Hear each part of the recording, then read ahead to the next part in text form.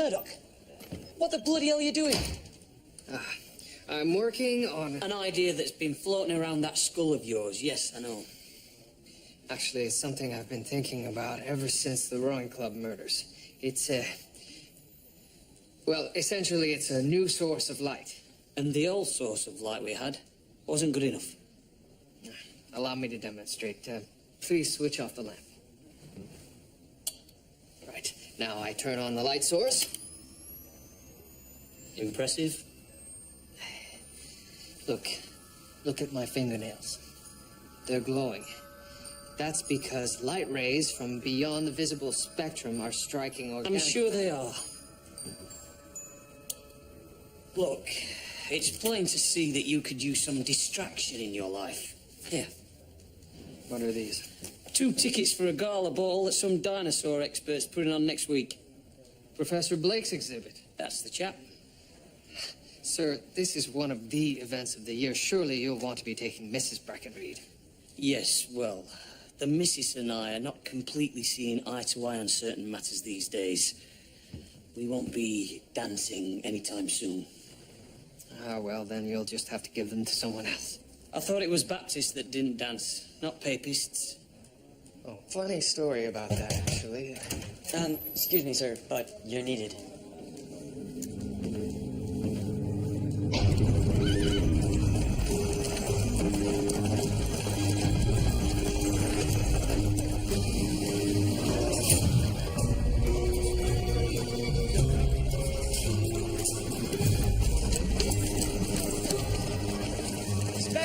Detective! What's going on then, Crabtree? A young lad on his way fishing discovered it. Or discovered her, I should say. She's quite a sight to behold. Sight? What do you mean by that? Take a look for yourself, sir. Bloody hell, she's been gutted. Her name is Alberta Moffat. What do we know about her? Very little so far, sir. A previous arrest for prostitution. There's something else you should see just over here.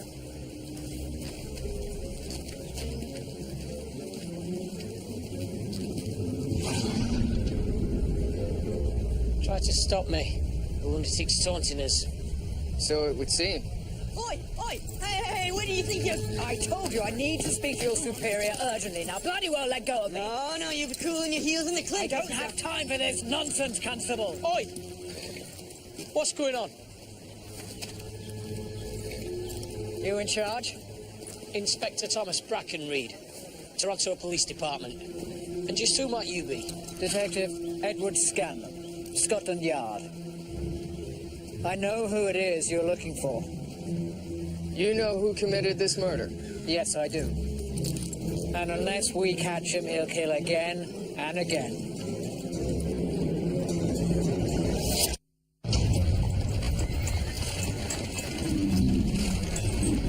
His name is Harland Orgill, and don't let the looks deceive you. He's a maniac. And you've been pursuing Mr. Orgill for how long? 14 months, 3 weeks, and 4 days. Precisely. Yes, he was a suspect in a murder I was investigating in London. He fled to Cairo, and I followed his trail to Bombay and then to Auckland. Travelling the empire. Yes, and in every city he murdered, no, slaughtered 8 women. Always 8? Always. And every time he slipped through my fingers. What makes you think this Mr. Orgill is here?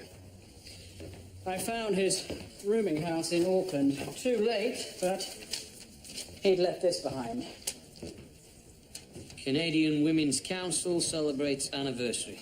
He hates women. He's killed 24 of them. Well, 25 now, with presumably 7 more to be killed in this city. If he's here at all. This is just a scrap of paper.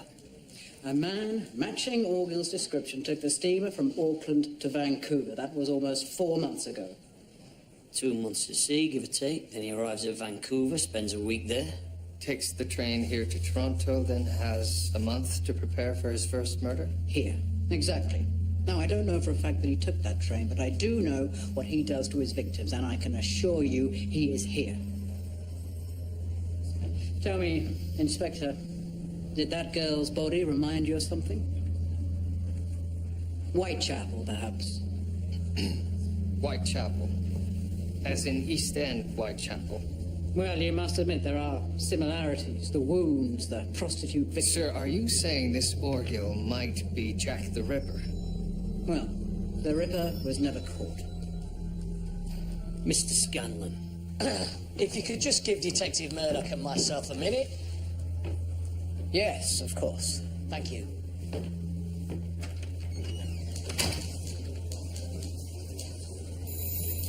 I was still with the regiment garrison near Whitechapel when I watched half the bloody force work on the Ripper case. Hundreds, maybe 1,000 coppers, and he beat them all. Sir, the Ripper killings were 7 years ago. The odds of this being the same... You weren't there, Murdoch. What he did to those women. He made a laughingstock out of the finest police force in the world. I don't want that happening here, understood? Of course. Oh, Mr. Scanlon, please! There was no harm in it. The lads were just It's passing... a travesty is what it is, a dereliction of duty. Oi! What's going on?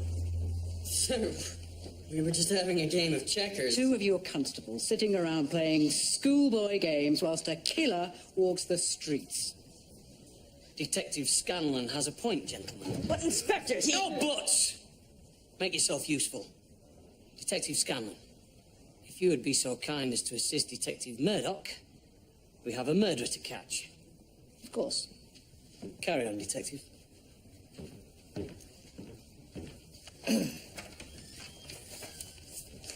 Right then. This is who we are looking for. Harlan Orgill. Recently arrived to Toronto by train sometime in the last month, so make Union Station your starting point and work your way out. Check hotels, rooming houses, anywhere he might be staying. He may need money, so he may be recently employed. Anything out of the usual is to be noted. Understood? Sir. Sir. Thank you.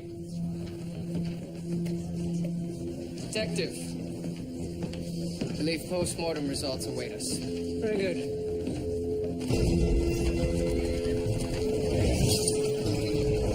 So, the carotid artery on the left side and the other vessels contained in the sheath were all cut through, save the posterior portion of the carotid to a line about 1/12 of an inch in extent, which prevented the separation of the upper and lower portion of the artery.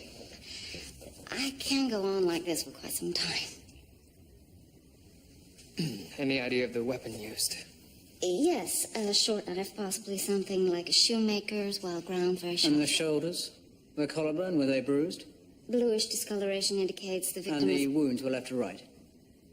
Yes. His technique. Always the same. Grabs them by the shoulders, holds them down, and cuts them. That's a plausible scenario. Plausible. I'm telling you, that's bloody well what happened. From Whitechapel to here. Exactly as the Ripper did them. There are similarities, striking ones, I'll admit, but I won't... What more do you need to know? It's not that I'm disagreeing with you, Detective, but these wounds could have been inflicted by anyone with rudimentary knowledge of butchery. I'm telling you, this is our killer. Detective Scanlon. A murderer kills unabated, and at every turn I am met with indifference. What in the world? Mr. Scanlon, your behavior is quite unacceptable. I will no longer stand by as you irrationally berate Dr. Ogden or my fellow officers. I believe an apology is in order. Yes, you're quite right. I don't know what came over me. Please accept my apologies, Doctor. Of course. Now, while my men search for the killer, might I suggest we follow up with the victim?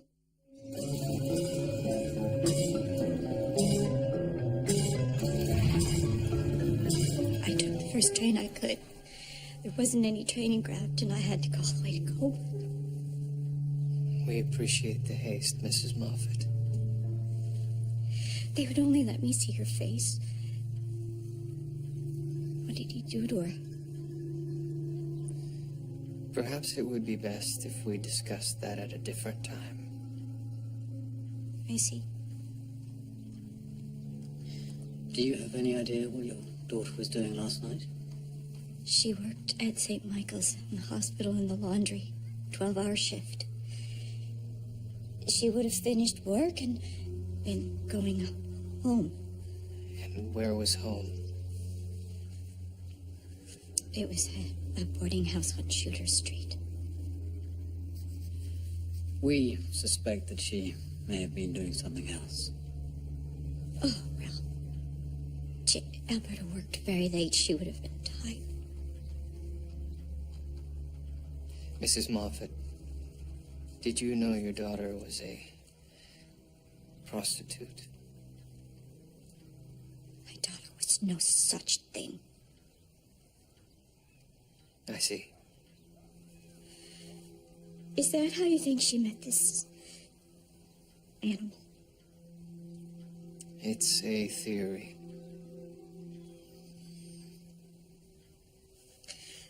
Malcolm, her father, he had consumption, and I couldn't put food on the table. And Alberta would help me out, if you know what I mean. I do. Those days were behind her. I am sure of it. Weren't they? I've met 24 mothers like her. 24. So I hope you see why sometimes I grow a little impatient. I do. So, Miss Moffat is working her shift at the hospital. After work, having trouble making ends meet, she reverts back to her old ways. But unfortunately, her customer is Harland Orgill. We'll have to ascertain Miss Moffat's movements after work. I'll get the men on it straight away. Detective, might we make a stop on the way back? Of course. Is there something you require? Yes, a peace offering. Ah.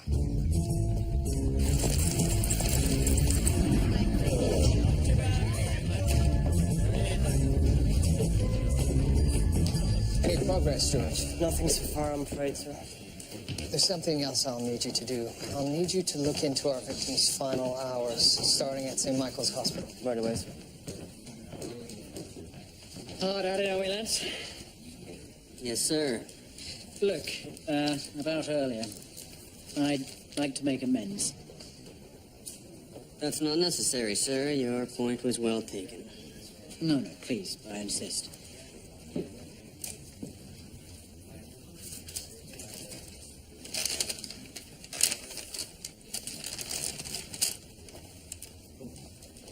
Snakes and ladders, sir?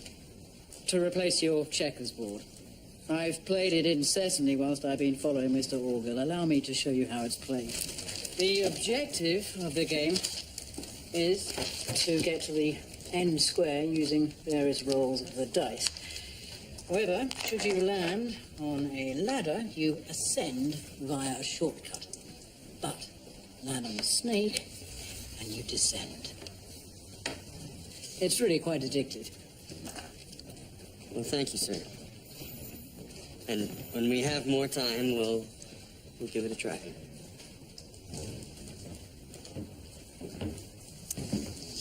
Well done, sir. So, what's our next move? Well, I suggest there's nothing more we can do this day. We should get some rest. You're probably exhausted. Yes, I am. Well, good night.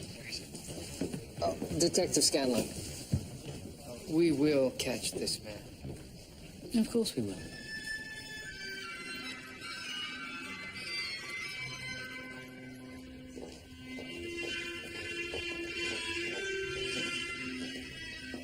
You must be Mr. Murdoch. That's correct. Welcome. I'm Professor Otranto, and I will make you a dancer. Good, good. That is what you want, is it not? Yes, I had hoped to improve my technique. Very well, but first we must evaluate your abilities, yes? Katharina, Evaluate?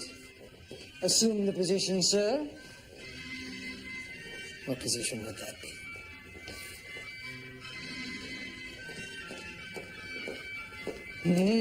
Now dance.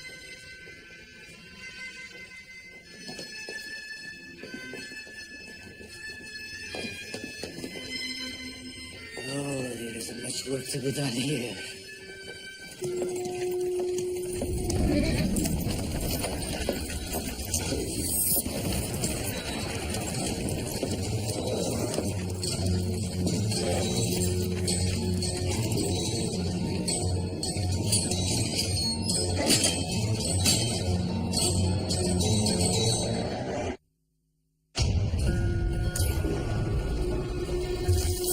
Have we another, George?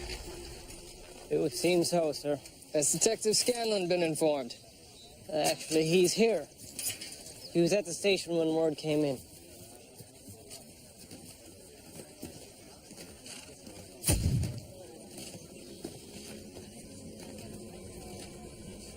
We weren't much help to her, were we? No. He left another message.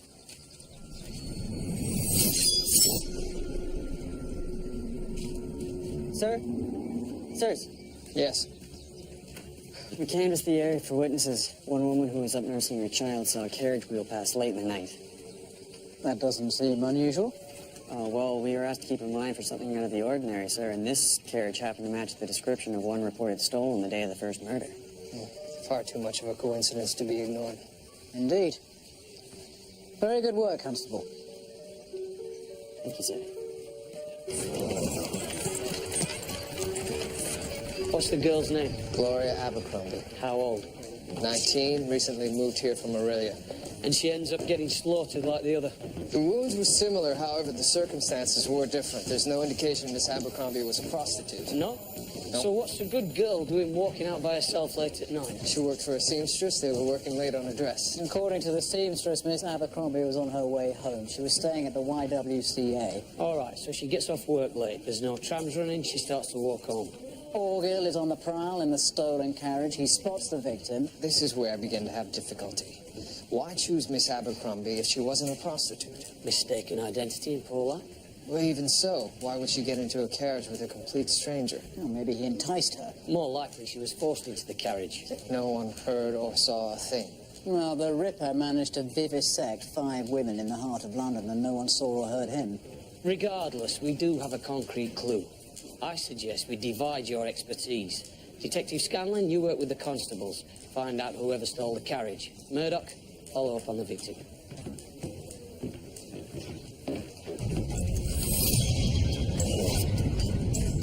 She was a seamstress. Yes, puncture marks. She was a hard worker. Any indication she might have also been a prostitute? No, her hymen was intact. Oh, I see. You seem troubled, William. This is a dreadful case.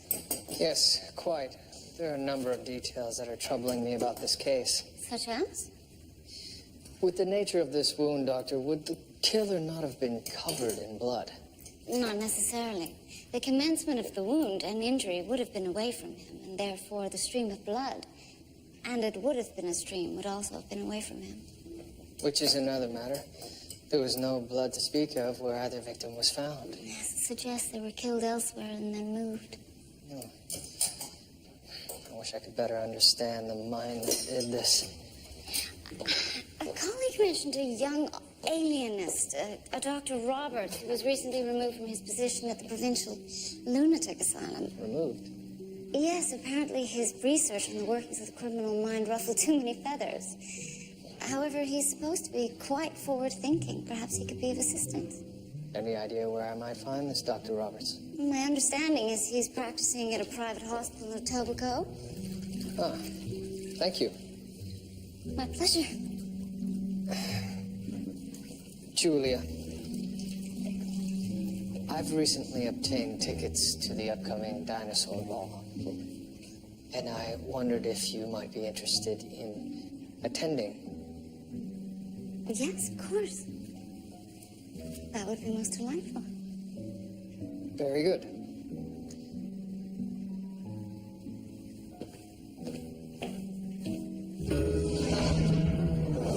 Hydrotherapy. Most impressive. Now, Doctor, I'm here because I want you to help me understand what's going on inside of the killer's mind. Well, that's rather a tall order. To what end? I wish to create a portrait of the killer. By understanding what motivates him, I hope to find the means to stop him. Well, the concept is intriguing. I will see that all of the information we have on the killer is delivered right to you. Very well. I will turn my attention to it immediately. Excellent. Detective, I'm considered somewhat of a pariah because of my methods. Precisely why I think you can help me, Doctor. Oh, for the love. Nothing better to do, George? Oh, no. So we were just waiting for you. Fascinating game, eh?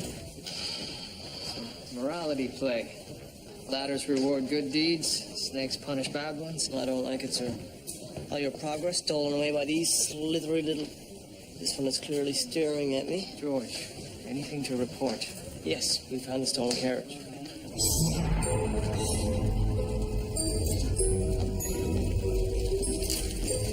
And it hasn't been touched? No, sir. We knew you'd want to inspect the carriage yourself.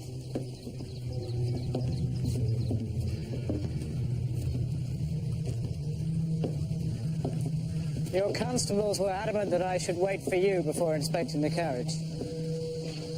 They're a clever bunch. Yes, they are. Unfortunately, so too is Mr. Orgill. He's left it spotless. Or so it would seem. Haul it in. George, can you get the daylight in a box? Sir. I'm still unclear as to what it is you hope to achieve. We recently had a case where a fluorescing substance provided a critical clue. Now, all kinds of things, body fluids, fibers, fluoresce when exposed to ultraviolet light. Thank you, George. Ultraviolet? Yes, it's light outside of the visible spectrum. There have been recent developments in photographing it using special filters, which got me thinking.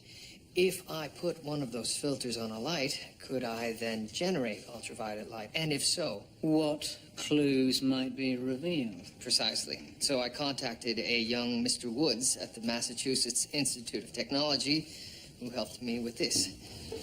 Thank you, George.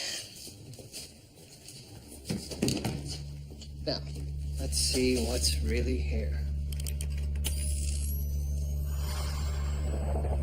Sir, what are those dark areas? One of the things that doesn't fluoresce is blood. My God. Gentlemen, we now know where the murders took place.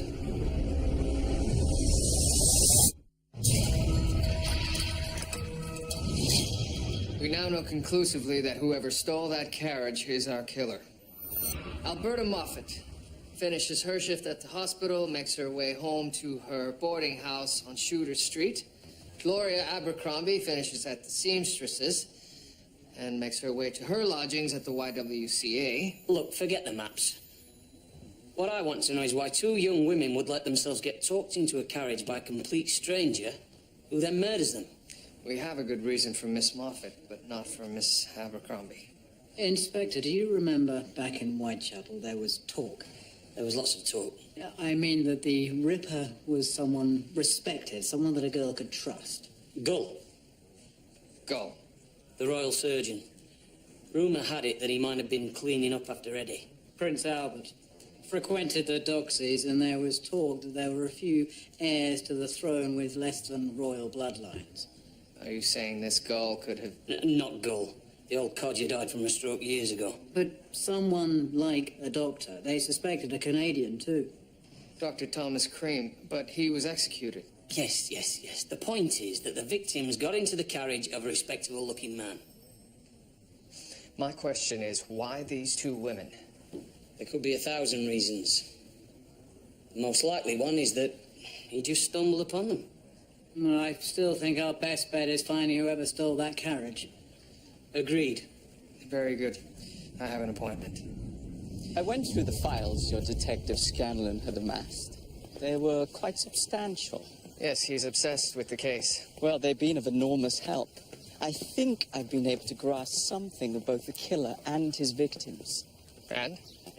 Obviously, the killer has a deep anger towards women. So deep and powerful that he's compelled to kill them.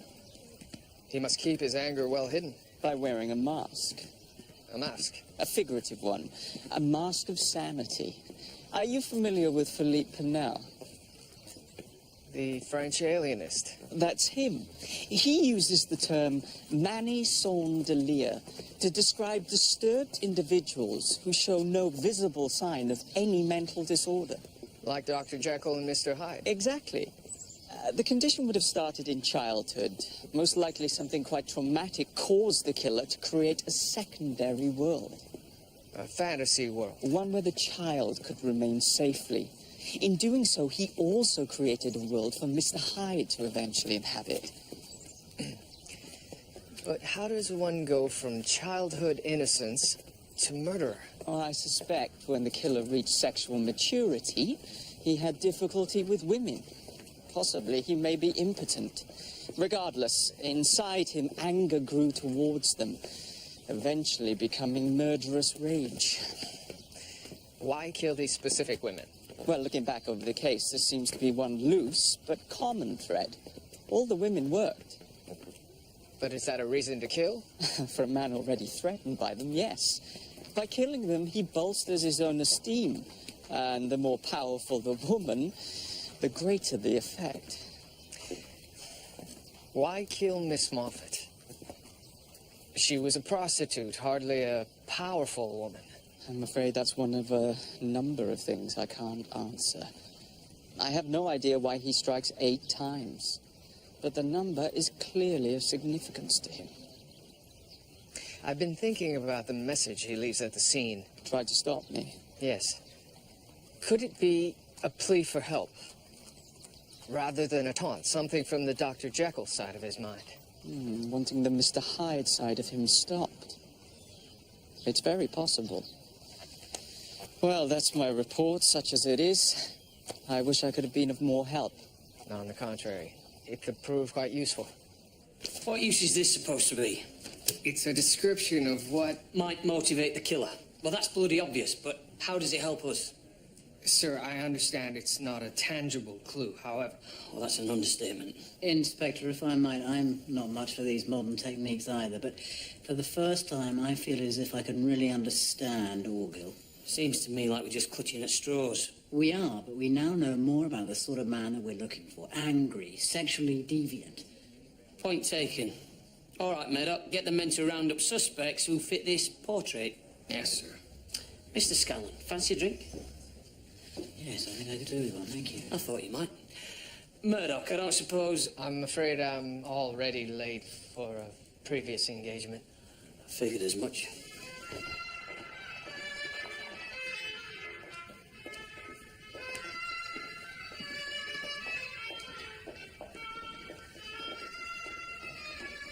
Ah, detective. Sorry I'm late, Professor. No time for excuses, good sir. There is one partner left. A new student. Katerina!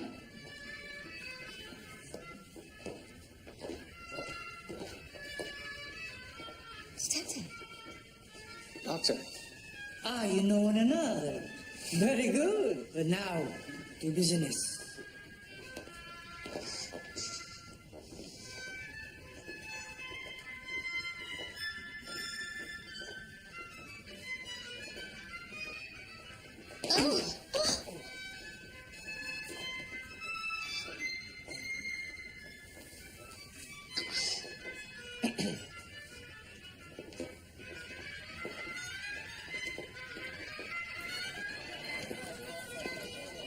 So where are you from? Sevenoaks. Cheers. You? Doncaster. Do you miss the old country? Certain days. My parents, my brother. What about yourself? I have a sister. We never knew our mother. What about your father? He was never the same after Crimea. Took his own life. It's a bloody savage war. Yes, it was. And you served as well? Afghan. That was a mistake. Most of my regiment were wiped out. Sorry to hear that. Yeah, I've had my fill of war. Went to the yard after I got back. Wasn't much better there. No? Whitechapel. The Ripper. Made me sick to my stomach. It was quite a gruesome sight. No, I mean the poverty, the dirt, the brutality. What sort of world is it where children go hungry and are beaten whilst we build an empire? I suppose we're just trying to do the best we can. You know Orgill. There'll be more like him. Killers who kill for no reason. I hope you're mistaken, Edward. No, they're coming. We make them. That's why men like you and I are here to try and stop them. No, it shouldn't be this way. No, it shouldn't, but it is. Rule Britannia. God save the Queen.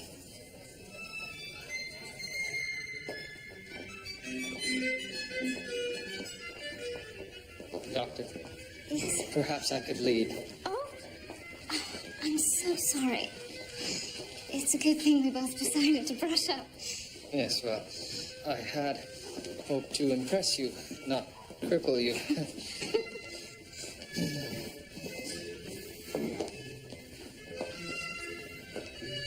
Doctor, may I ask you a question? Yes. May we discuss the case as we dance? I thought you'd never ask. Good, because there is an aspect that puzzles me. How does the killer choose his victims? All right, well, he arrives in the city, and he needs to kill. He wants to find women who are working. Yes, but choosing them randomly would be too risky. So where does he look? Perhaps he watches their employer. They both work for different companies, but I suppose it's possible. Perhaps he selects them from a certain geographical area. One lived in Cabbage Down, and the other closer to the annex. He must have known something about his victims, some common link. But what? Ladies and gentlemen, a military two-step. Watch your toes, Detective.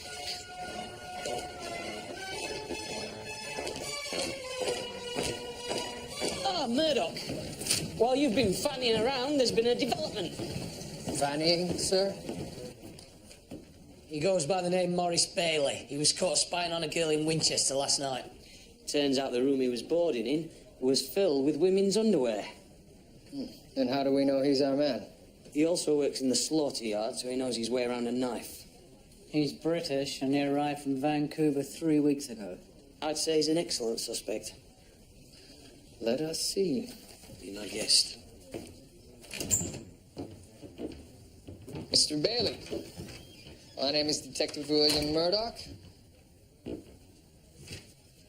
Look, that woman left her window wide open, fairly asking for any man to look at her. I see. I understand you recently arrived to the city. Where from? What has that got to do with anything? Now, please, just answer the question. Vancouver. What were you doing there? I was visiting my brother. And before that? San Francisco. Look, why are you asking me that? What has it got to do with me looking through no window? Are you currently employed at the Frederick Street Slaughter Yard? Yeah, I'm a watchman there. Do you recognize this carriage? No. It was stolen from a residence 3 blocks away from the slaughter yards. Well, I had nothing to do with that. Do you recognize this woman? No? This woman? Say, wait a minute. Yeah. These are the two women I saw their pictures on the front of the paper. These are the two women that were murdered.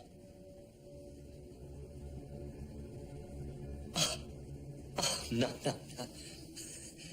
You got it all wrong, mate. I had nothing to do with it. Mr. Bailey, where were you 3 nights ago? I don't remember. Sometimes I have a few too many. And the night before last, did you also then have a few too many? I would never do anything to hurt a woman. Never. Why should I believe you? Because I don't harm them. I just like to look at them. You believe me, don't you? That remains to be seen. Wait. Look, you won't tell me, Mother, will you? Because honestly, it would be the death of us. You must promise me that. There'll be no promises at this time.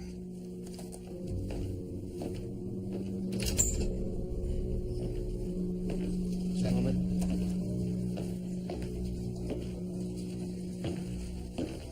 We'll let him stew for a while, then I'll take a crack at him.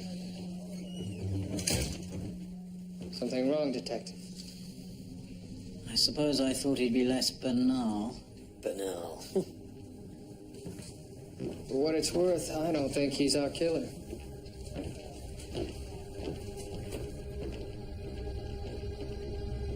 What do you mean he's not our killer? He didn't have the motivation. Motivation? Motivation? The man's sick. He plays with himself while he watches women undress. Then he steals their soiled undergarments. He only likes to watch. Trivialities. Sir, he worked at the slaughter yards as a watchman. There's no reason to believe he knows how to use a knife in that way. Look, Murdoch, he fits your alienist's bloody profile. Portrait.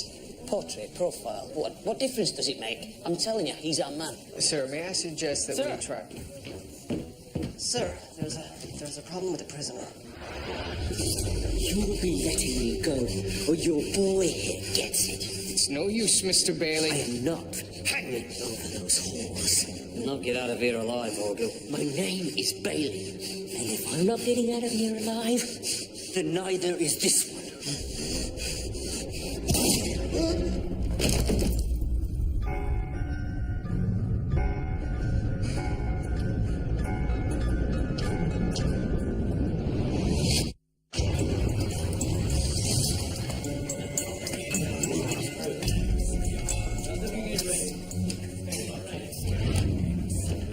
Detective Scanlon, I know we got off to a bit of a rough start, but I just wanted to say it's been a pleasure, sir.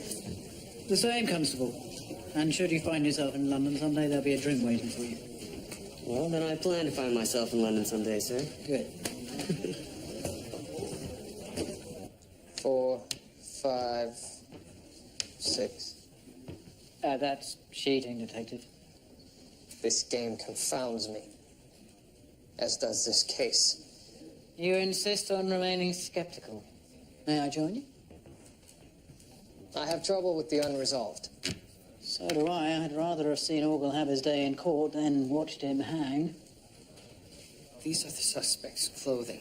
Don't have a trace of blood on them, even under ultraviolet light. He could simply dispose of his clothing. Possibly. But then there is Dr. Roberts' portrait of the killer. Hardly the meticulous planner I would have expected. And then there's the method of sexual gratification. True, he was an observer and an onanist, but that doesn't rule him out from being a murderer also.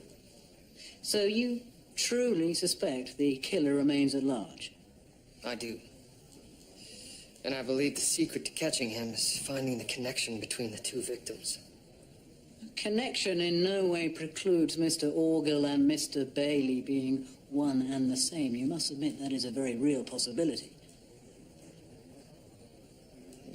I'll concede that. Regardless of what we might think, Scotland Yard considers the case closed. Well, there really must be off them. Just one last throw. 1, 2, 3. Ah! Curse my luck, Detective. Oh, there is one other thing that occurs to me. If there is a connection, might it have something to do with the fact that neither woman was from Toronto? You have a point. I shall follow up, Detective. Goodbye, Detective Murdoch. Goodbye, Detective Scanlon.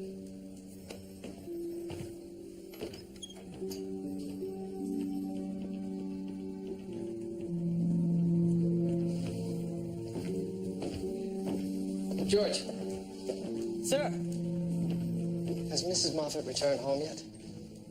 No, I believe she's still staying with his sister. Mrs. Moffat, you said Alberta recently moved to the city? Yes, Where did she first find employment? at the hospital, straight away. Alberta always wanted to help the poor, so that's why she chose St. Michael's, on account of the sister's work. I see. So she came to the city to start work at St. Michael's, so she moved into a boarding house? Oh, no. She didn't. Alberta had gumption. She just thought she'd find someplace. So where did she live then? Well, there's only one place that'll help a young lady out when she's first getting started, isn't there? Dr. Ogden, Detective Scanlon. How can I help you? I just came to say farewell. With Mr. Orgill deceased, it seems that it's time for me to return home. Tomorrow, in fact. This must be a huge relief for you. Yes, it is.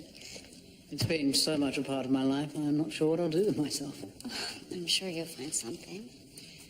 I'd like to apologize again for my behavior. If you would, I'd very much like to make it up to you. Really, that's not necessary. No, please. Allow me to take you to dinner. Oh, well, I would like that very much. But unfortunately, I have a lot of work ahead of me this evening. I understand. It's been a pleasure, Dr. Ogden. Hopefully we'll have the opportunity to meet again under better circumstances. I hope so, too.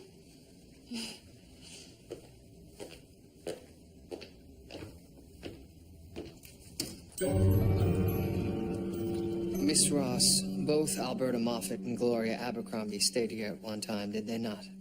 God rest their souls, yes. But Alberta had moved out a month ago. You aren't suggesting that somehow the YWCA is involved in these murders? No. But it is a common point between the two victims. Who had access to your records? We are very strict about the privacy of the women who stay here. Of course, I didn't mean to imply. Besides, I thought you would already be aware. I'm sorry, I don't understand. Well, the only person who's examined our files was one of your men. My men? Yes, one of your officers. Can you describe this officer?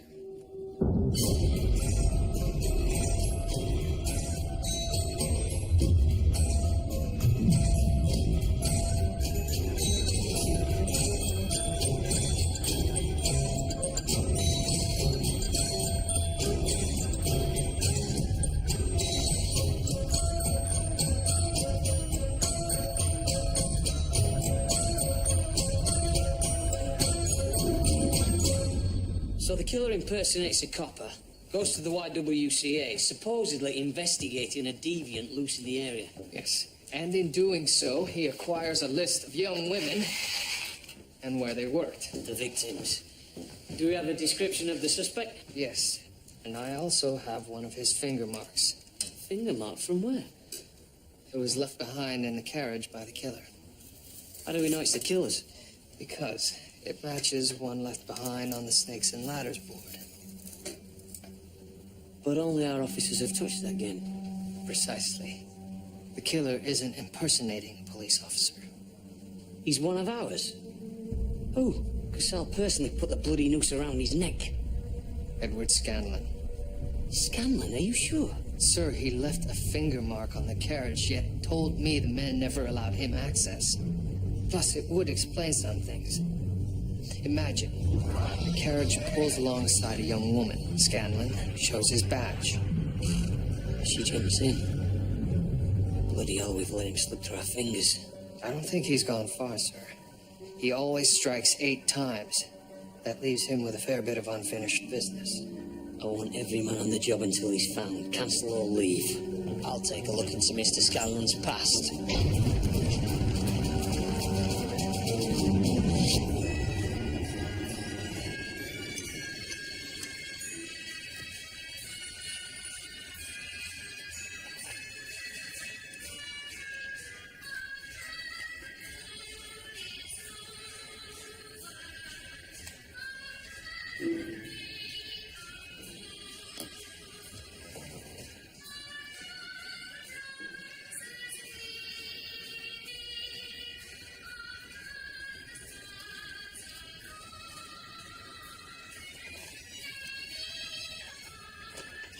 Just received a telegram from Scotland Yard.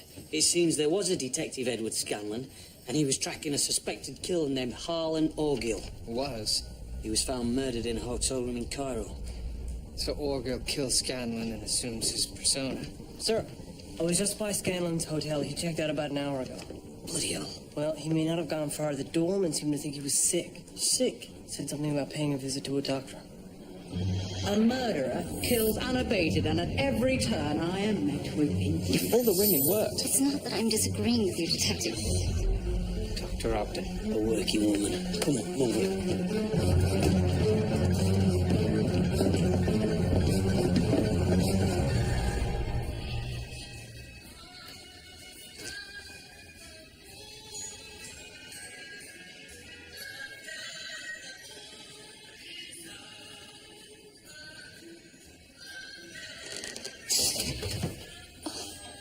Mr. Scan, you gave me quite the fright. Did I?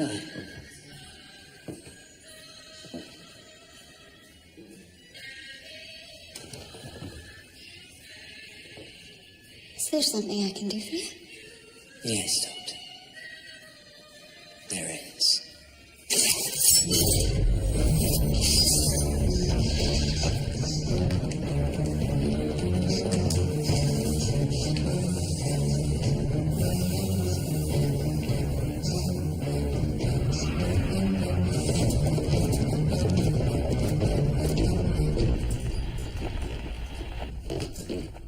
Dr. Ogden, are you here? You two go that way.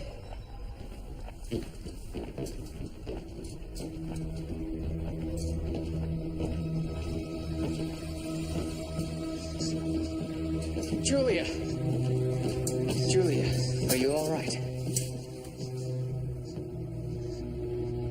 Murdoch. Crabtree.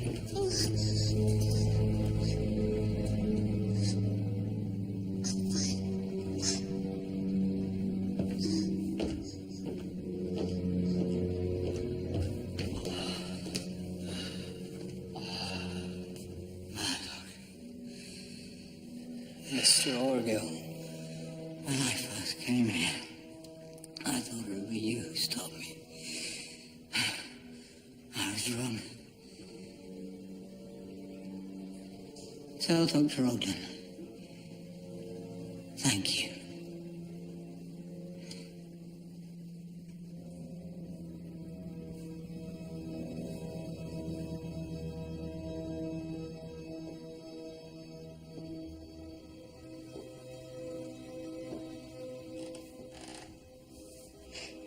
Julia.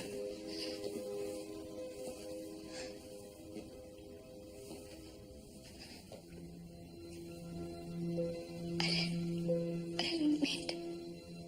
No. You were simply defending yourself. I think I need to go home now. Yes, of course. I'll see you safely there.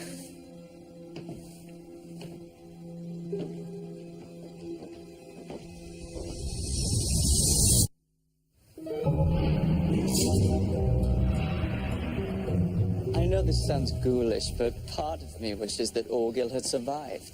At least long enough for me to have spoken with him. Yes, there was much to learn from him. Do you think? I do.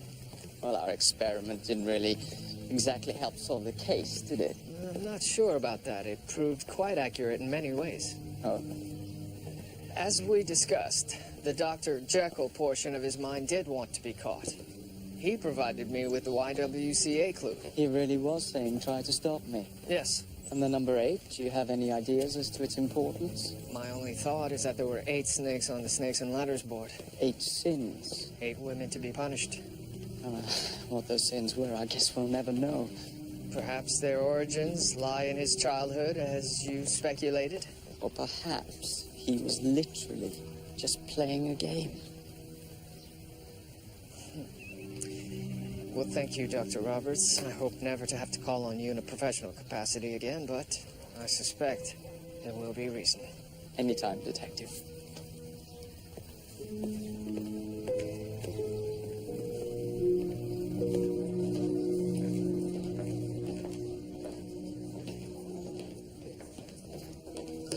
Detective, I was worried you had given up. Your abilities are not that bad. I appreciate your faith, Professor. And I appreciate the challenge. And your partner, Dr. Ogden. We had an incident at work. I'm afraid she won't be making it tonight. In fact, she may not be here for some time. I think you're mistaken. Ladies and gentlemen, let us begin with the waltz.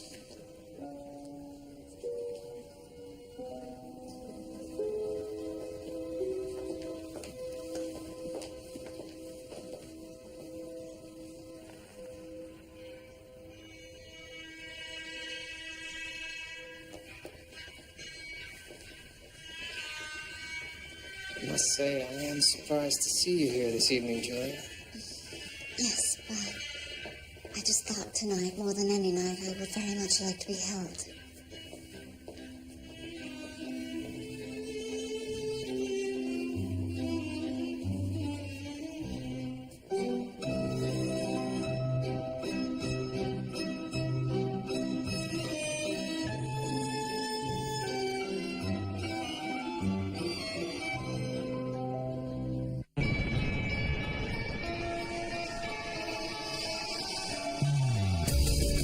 And there's another brand new Murdoch mystery coming up next, exclusively on Alibi, as our eponymous hero finds himself at odds with wild man, Buffalo Bill Cody.